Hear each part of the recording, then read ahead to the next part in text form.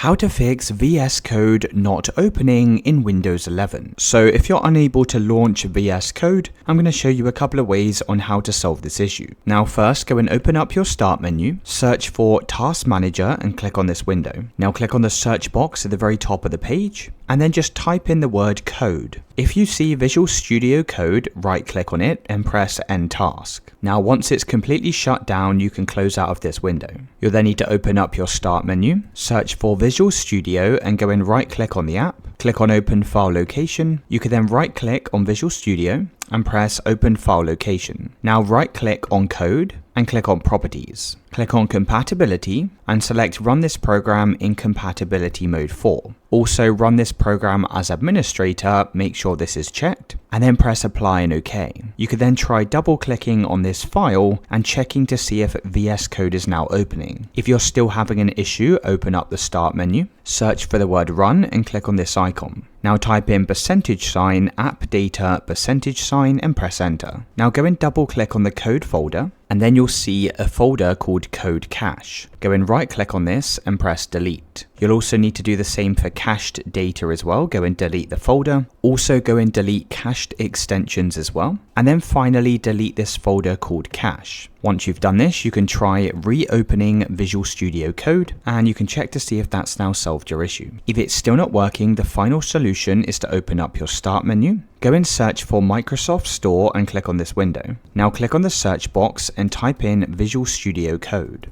You can then click on Visual Studio Code and you can try installing the application from here. Once it's been installed, you can press Open and you should now be able to run VS Code in Windows 11.